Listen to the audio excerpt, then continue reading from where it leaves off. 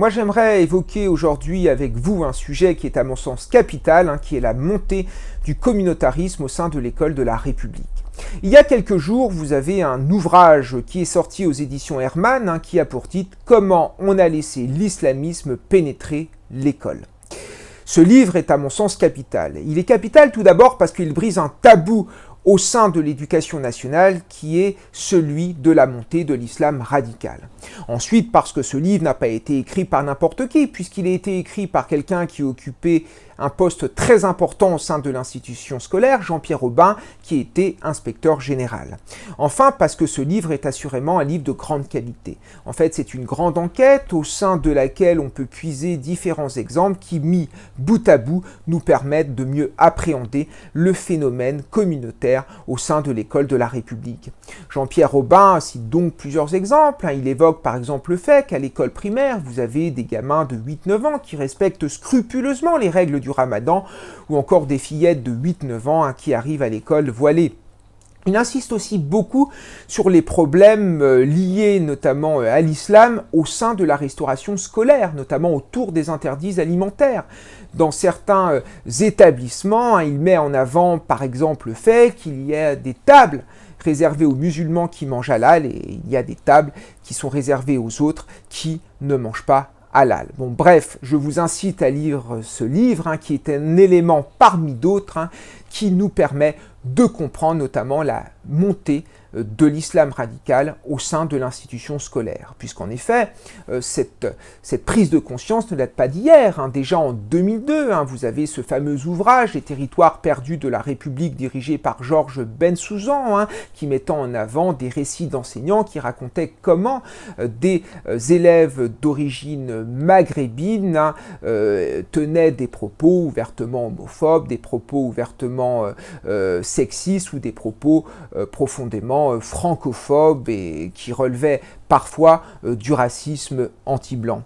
2 ans plus tard, vous avez un rapport qui est sorti au sein de l'école de la République, un rapport qui a été commandé par Luc Ferry, qui a ensuite été très vite enterré. C'est d'ailleurs un rapport qui a été réalisé par ce fameux Jean-Pierre Aubin, qui mettait par exemple en avant une théologisation des cours des professeurs, c'est-à-dire qu'à certains endroits, les professeurs étaient obligés de justifier le savoir qu'ils transmettent, notamment par rapport au Coran.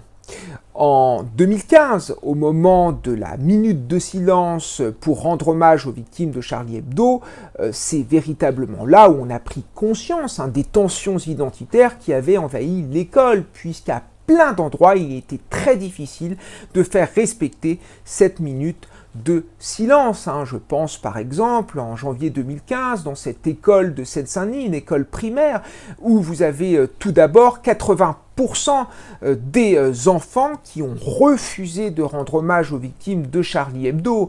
Je pense notamment à ce collège de Saint-Denis au sein duquel vous avez une enseignante qui a demandé à un élève de respecter la minute de silence et que celui-ci lui a rétorqué qu'il allait la buter à la calache. Et lui-même, il suffit de parler à différents enseignants qui ont rencontré plein de problèmes avec des élèves qui racontaient notamment que Charlie Hebdo l'avait bien cherché. En 2018, vous avez une note ultra confidentielle réalisée par les renseignements généraux qui a fuité dans la presse et qui a aussi permis de prendre conscience de ces problèmes, puisque cette note ultra confidentielle nous disait notamment qu'il y avait des musulmans qui, au sein de la cantine, refusaient de manger à côté de ceux qui mangeaient du porc, ou alors qui évoquaient cet exemple d'élèves de 6e qui, dans la ville de Troyes, dans l'Aube, refusaient d'aller à la piscine de peur de briser les règles du Ramadan, ou encore cet exemple d'un établissement au sein duquel des élèves musulmans refusaient de faire cours dans une salle possédant du mobilier rouge, parce que d'après le Coran, le mobilier rouge, le rouge est jugé haram, donc c'est-à-dire contraire aux règles religieuses de l'islam. Donc là, on a pris évidemment conscience avec cette note des dérives de plus en plus grandiloquentes qui touchent l'institution scolaire. D'ailleurs, vous avez récemment un sondage qui a été réalisé par l'IFOP qui dit la chose suivante: 40% des enseignants s'autocensurent en classe de peur de provoquer des incidents avec leurs élèves. Et ils sont 50% au sein des zones d'éducation prioritaire, c'est-à-dire en gros au sein des zones les plus sensibles. Et ça, il suffit d'être enseignant pour le constater tous les jours. Allez discuter avec des professeurs d'histoire-géographie, vous vous rendrez compte qu'il est excessivement compliqué d'aborder des thèmes en classe comme la Shoah, d'aborder la naissance du judaïsme, d'aborder le conflit israélo-palestinien ou encore la place de l'Église au Moyen-Âge, ou alors encore aller discuter avec des professeurs de sciences et vie de la Terre quand ces derniers doivent traiter par exemple de l'origine de l'humanité ou de la reproduction. C'est évidemment très compliqué et ils sont souvent obligés de se justifier par rapport au Coran, et c'est ce que je viens de vous dire, c'est ce que mettait notamment en avant le rapport Aubin. D'ailleurs, il y a quelque chose qui est encore plus grave. Je crois que c'est la montée de l'antisémitisme dans les établissements scolaires des banlieues, et notamment par exemple les banlieues scolaires de la Seine-Saint-Denis. Aujourd'hui, on ne trouve pratiquement plus un juif dans les établissements scolaires de Seine-Saint-Denis, tout simplement parce qu'ils ont peur des agressions, ils ont peur du harcèlement, ils ont peur tout simplement de se faire persécuter, ce qui fait que ces derniers, soit ils s'inscrivent dans les écoles juives, ces écoles juives qui se sont multipliées au sein de la Seine-Saint-Denis, ou soit ils en sont à s'inscrire dans les établissements catholiques. En tout cas, ils fuient les établissements publics à cause de l'antisémitisme grandiloquent qui touche ces derniers. D'ailleurs, vous avez un très bon ouvrage qui est sorti il y a quelques mois, c'est l'ouvrage de Bernard Ravet, principal de collège ou imam de la République, au sein duquel il met en avant cette montée de l'antisémitisme. Il raconte notamment, lorsqu'il dirigeait un collège à Marseille, un collège dans une zone sensible, qui est le collège Versailles, il raconte notamment qu'il y a une mère de famille juive qui est venue le voir pour inscrire son enfant. Bernard Ravet, alors principal, lui a répondu la chose suivante. À peine aura-t-il baragouiné 2 mots avec son accent à tirer au couteau que les autres lui demanderont d'où il vient et s'il dit la vérité, il se fera laminer.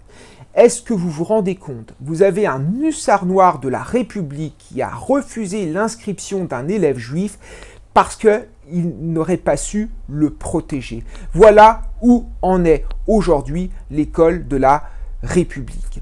D'ailleurs, il y a un sondage qui est sorti récemment, réalisé par l'IFOP, qui, pour ma part, m'a complètement effaré, puisqu'on apprend dans ce sondage que 60% des Français musulmans considèrent que leurs convictions religieuses sont supérieures aux valeurs de la République. Et si on s'intéresse aux jeunes musulmans, ils sont 74%, ce qui fait que les jeunes musulmans sont encore plus radicaux, si vous voulez, dans leur manière d'appréhender les choses par rapport à la République que les Français musulmans les plus anciens. Tout ça nous fait dire que le problème communautaire, le problème identitaire n'est malheureusement pas derrière nous, il est devant nous.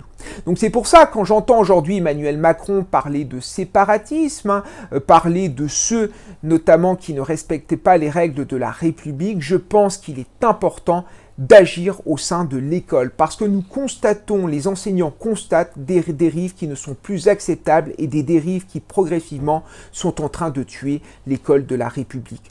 Moi, il y a quelque chose qui m'a toujours alerté, c'est le fait que les frères Kouachi, par exemple, les Koulibaly ou encore les Mohamed Merah ont passé plusieurs années sur les bancs de l'école de la République et pourtant, quelques années après, en être sortis, ils ont commis des attentats, un attentat contre le pays qui les a vus naître, contre le pays qui les a vus grandir. C'est dire à quel point l'école de la République est aujourd'hui impuissante face à ce phénomène. Par conséquent, si nous n'agissons pas maintenant, si nous ne réglons pas ce problème, si nous n'avons pas le courage de le régler, nous sommes en train, aujourd'hui malheureusement, de créer les Kouachi, de créer les Koulibaly ou de créer les Mohamed Merah de demain. Donc c'est pour ça qu'il est urgent d'intervenir et Emmanuel Macron et Jean-Michel Blanquer doivent en prendre conscience parce que c'est l'école de la République et son avenir qui sont ici en jeu.